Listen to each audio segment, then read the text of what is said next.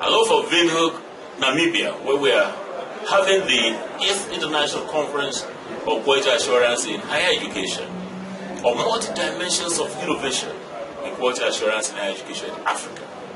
We have with us one of the giants in open and distance learning, one of the giants in higher education in the world.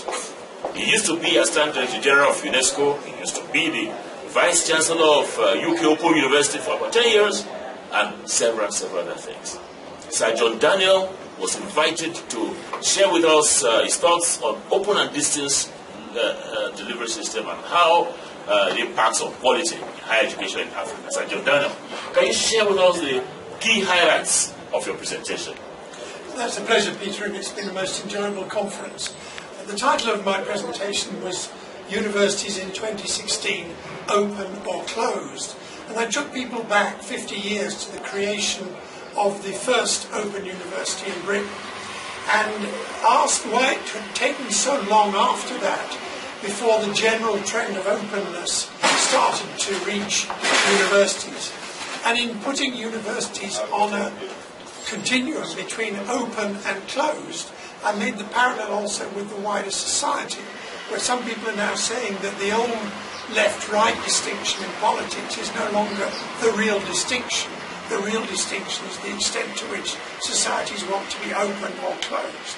And I think there really is a relationship between that and the role of universities, because to the extent that there are more youngsters who've gone through university, I believe those people will be a strong force to make their societies more open, more liberal, and advance in all measures of human development. So I made the point that what really got the open movement going in the last 10 years was really the growth of the internet, and in the beginning the creation by a very small number of universities of these things called massive open online courses, which are free, offered worldwide on the internet, attracted hundreds of thousands of learners, and create the press got into a frenzy and said, this is a revolution in higher education, and so on and so forth. That was back in 2012. In fact, I think we can now see that the MOOCs, the free courses, were not in themselves the revolution. The revolution was that they made online learning and distance learning respectable, so that universities could start to use these technologies in their regular credit programs. And then I talked about blended learning, because most universities don't start by putting courses entirely online. They put part of the course online and the teachers continue to teach part of it. And so I was asking, what is the best way of blending these two, of online and face-to-face? And then I ended up talking about flexibility, because everyone says, the online world allows us to be so flexible. But I was suggesting that you've got to be a bit careful with flexibility, because students need to be put in a kind of framework of discipline in order for them to succeed. If you just allow them to enroll whenever and finish whenever, most of them never will. So how flexible can you be in allowing students to determine the timing of their studies? And I think you should be as flexible as you can be, but you've still got to put deadlines for things. Another aspect of that is there's now huge flexibility in the types of qualifications available. And there again, this is good, but obviously qualifications take time before the public really regards them as credible and solid.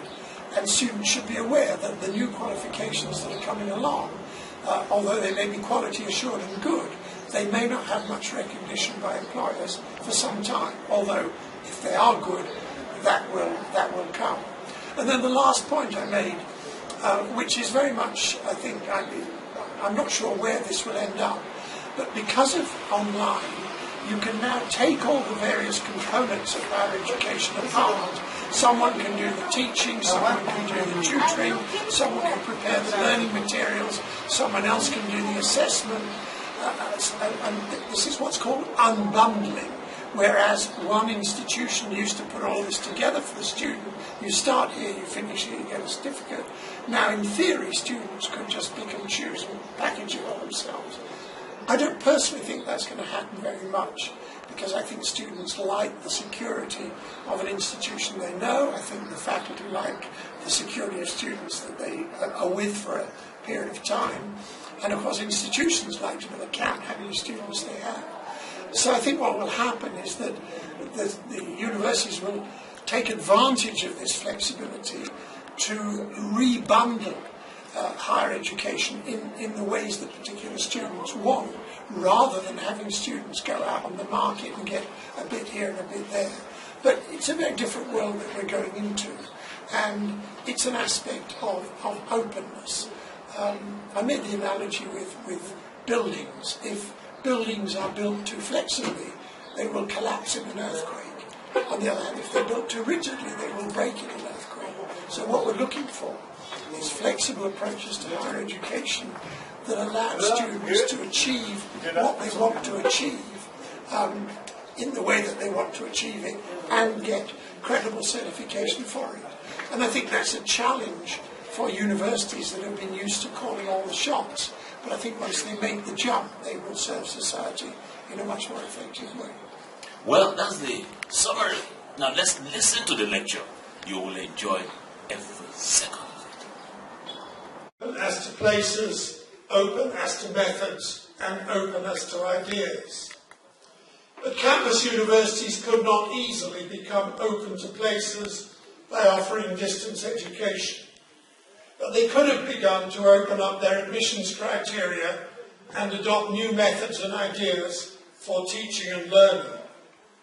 But in the event, we had to wait nearly 30 years and the arrival of the internet before things really began to change, and then only slowly. So where are we today? The question of whether contemporary universities are open or closed links us to a broader question about societies generally. Some claim that the old political spectrum of left and right is no longer relevant today. They say that the salient divide is not between parties of the left and parties of the right, but where societies situate themselves on the continuum between open and closed. And some societies seem to be wanting to be more closed. We do not yet know whether the American electorate will indulge Donald Trump's fantasy of a wall between the US and Mexico, but we have seen the UK vote to withdraw from the world somewhat by leaving the European Union. Nativist and populist politicians stress the differences between us and them, and they are making plenty of running without even mentioning the terrorists for whom the distinction between us and them is a pretext for murder and violence. The Economist claims that after a period of steady gains, democracy is now somewhat on the retreat here in Africa. And the least one can say about China and Russia is that political freedoms there have stopped increasing. But these are probably only temporary setbacks. In his new, fact-packed and resolutely optimistic book, Progress, 10 Reasons to Look Forward to the Future, the Swedish historian Johan Norberg shows that on measures of freedom, openness, equality, and other indicators of progress, the long-term trends are all positive. And moreover, the fundamental driver of progress has always been education. The young and not so young people coming out of Africa's schools and universities will ensure that Africa continues to progress. Education gives people aspirations from which countries benefit greatly in the long term, even if their authoritarian rulers find those aspirations inconvenient. So where does higher education now fit on the continuum between open and closed? My focus will not be on the subjects that universities offer, but rather on whom they teach, what they teach, how they teach, and the qualifications they give. The UK Open University's 4 Opens, people, places, methods and ideas, provide a useful framework, and I shall look at how technology generally and the internet in particular is changing institutional behaviour. And perhaps there is a one-word answer: MOOC. You might say that higher education is now open on all these dimensions because of the MOOC. The term Massive Open Online Course was invented in Canada in 2008 to describe a campus course that was offered free online to hundreds of students off campus. But no one took much notice until 2012, when several prestigious US universities offered MOOCs on a much larger scale, creating frenzy in the news media. These free courses were open to people without formal admission requirements, and several 100,000 learners took them back in 2012. This MIT course is one example. And since then, the number of MOOCs on offer around the world has climbed into the thousands, and the learners number in the many millions. I contribute to these figures myself because I am now enrolled in my 14th MOOC from the Future Learn Consortium, which was created by the Open University and now has nearly 100 institutional partners, including, nearer to here, the University of Cape Town. I've taken MOOCs on a whole range of topics, and the topic of my latest one is Aging Well Falls. It was created by Newcastle University, and the description says, explore why people fall, discover practical methods to reduce the risk of falling, and recognise when to seek external help. I mention this because it shows how MOOCs have evolved in 4 years, from the orthodox topic of the MIT course on electronics to a course on falls, which would not be likely to appear in a regular programme on campus. And this slide sums it up. There are now thousands of MOOCs on every subject imaginable, and the meaning of every letter in the acronym MOOC is negotiable. But if we align the words in MOOC with the 4 opens of the UKOU, it is clear that MOOCs have been a force for openness. But that openness has its limits. I put a row of question marks against the word course because most MOOCs do not lead to credit and qualifications, although that is changing. Even students who got full marks on the tests in the MIT electronics MOOC could not get credit for it if they went to study on campus, although the curriculum was identical. And I want to make the point that higher education is not just about teaching and learning, but also very importantly about assessment and credentials. The contribution of MOOCs to openness is limited if they do not include that element. And yesterday, Stamenka noted the requirement of quality assurance for MOOCs if they are to lead to credentials. And that brings me to a key point. MOOCs are not in themselves the transformation of higher education that the news media heralded in 2012. But they have stimulated a much wider transformation across higher education by making online learning respectable. Not long ago, most universities were dubious about distance education, but MOOCs changed that. If Harvard was going online, it must be okay. So MOOCs have been the catalyst that have made all universities engage seriously with the online world. But only a tiny proportion of universities are doing this by offering MOOCs. Most are exploring how to incorporate online learning into their regular credit programs. Indeed, some think that we have already reached the high watermark of MOOCs in higher education. We see the founders of America's commercial MOOCs companies are now moving on to other jobs. And FutureLearn is diversifying its list of partners to include specialist organisations treating very practical subjects. The Commonwealth of Learning is partnering with governments and development agencies in the creation of MOOCs to address the massive needs for skill development, for example, in the agricultural sector in India. So for the rest of this talk, I shall concentrate on the use of online learning in regular university programs, that is to say, programs leading to credits and credentials. The Babson reports have been tracking the development of online learning in higher education in the United States since 2003. And this year's report declares that, quote, when more than 1/4 of higher education students are taking a course online, distance education is clearly mainstream, end of quote. Now, of course, online enrollments in the US have been climbing steadily since the beginning of this century, but they have grown much faster since MOOCs made online respectable. And attitudes have also changed.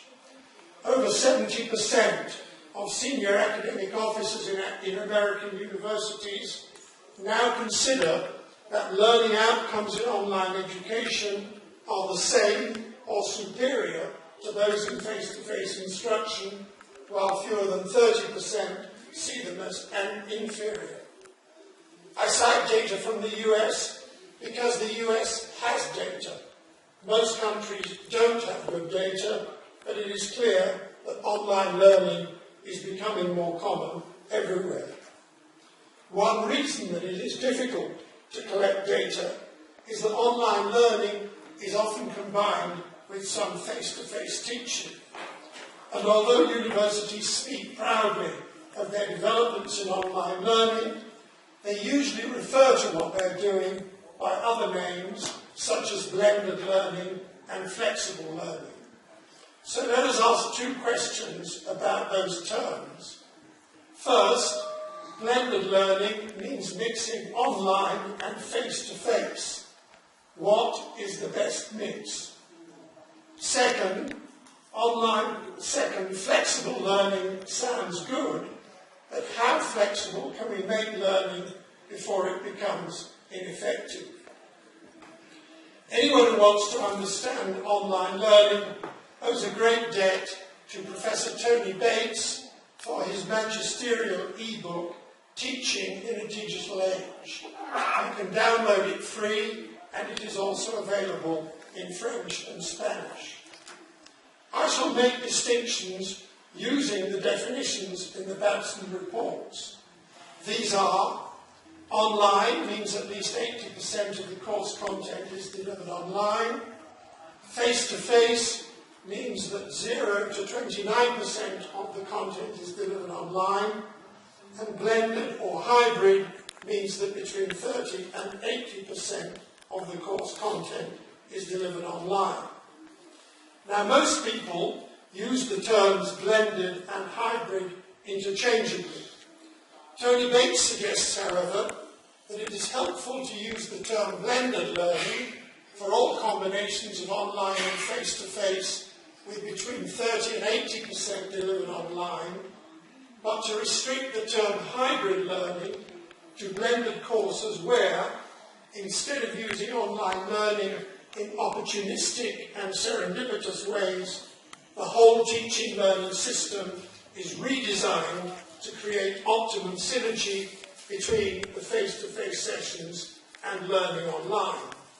And that, of course, begs the question of how to achieve optimum synergy. The research shows that asynchronous online learning gives better results than face-to-face teaching. But the superiority of blended learning probably lies not in the online medium itself, but in the combination of elements that it brings into play, resulting in deeper student engagement with the instructional system. Unfortunately, there is very little evidence to guide, or theory to guide decisions about what is best done online and what is best done in person in blended learning, or indeed when fully online learning is a better option than classroom teaching. Bates therefore argues that we should follow what he calls the law of equal substitution, namely the assumption that academically most courses can be taught equally well online or face-to-face. And from this starting point, other factors such as cost, convenience for teachers, social networking, skills and knowledge of the instructor, the type of students, or the context of the campus will be stronger determinants of whether to teach a course online or on campus than the academic demands of the subject matter. So I've discussed blended learning in terms of the pedagogy for individual courses. My concluding comments about flexible learning focus on the administrative frameworks in which learning takes place. Flexibility is a good quality, but like most good things in life, it is best pursued in moderation. Designing buildings in earthquake zones provides a good analogy. The buildings that fall down during an earthquake are constructed either too rigidly, so they break, or too flexibly, so they collapse. For years, higher education was closed and inflexible. Universities have rigid administrative procedures, admissions procedures, rules that require most courses to be taken from the same institution, time limits for study, and so on. So today's greater openness and flexibility is welcome, always provided that it really helps students to achieve their objectives. And I suggest that in three areas, in three areas, too much flexibility may be a hindrance. And these are the timing of study, the diversification of outcomes, the notion of unbundling the elements of higher education. Online learning is asynchronous. Students can choose when they study. But this power to bridge time needs careful handling. If students' convenience were the main criterion, then we should allow them to enroll in the course at any time and complete it at their own pace. Flexibility in start dates is fine, but there is abundant evidence that abolishing end dates and making courses entirely self-paced after enrolment leads to lower retention and completion rates. And that's because all learners need a mechanism to motivate them to give some priority to their studies. And this usually takes the form of assignment deadlines and a fixed date for the end of the course, while giving them flexibility to schedule their work within that framework. Now what about outcomes? Students coming into higher education are seeking and being offered a wider range of learning outcomes than in the past. Shorter learning opportunities like MOOCs are blossoming under the stimulus of online learning. And there is now a range of approaches to certifying learning outcomes, leading right up to the examinations and screening used by the most exacting professions. And there is now a range of approaches to certifying learning outcomes that include open badges, which are based on software that allows any organisation to present a digital badge to a learner who has satisfied the criteria for earning it. And because they're in a digital format, badges include more information about what and how the learners studied, how they were assessed, the time involved, etc., than a normal paper record. The point is that students should be aware that new forms of certification take time to establish their credibility, although in this fast-moving field, that time need not be very long. Nevertheless, after learners find a course that matches their needs, they should check the credibility within that particular field of the body that will certify their achievement. And finally, in the online world, the various steps in the process of higher education can now be separated. We can now separate course design, content development, delivery, support, assessment, and credentialing so that each could be done, in principle, by different organisations. And this is called the unbundling of higher education. Previously, institutions assembled the complete learning experience and offered it to students as a bundle. But now, at least in theory, students will be able to select the providers of content, seek the mentoring they want, and then be assessed in dedicated assessment centres so as to secure recognition by professional bodies, credit coordinating agencies, and/or universities and colleges.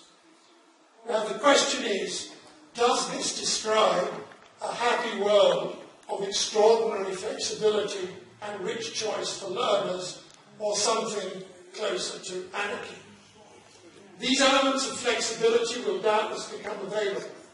It sounds good for students to design learning journeys tailored to their personal wishes. But will students want that?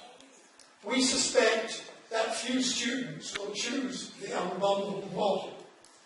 That is first because students like the security of dealing with an institution they trust, which is why most students choose online providers that have a presence in their own country.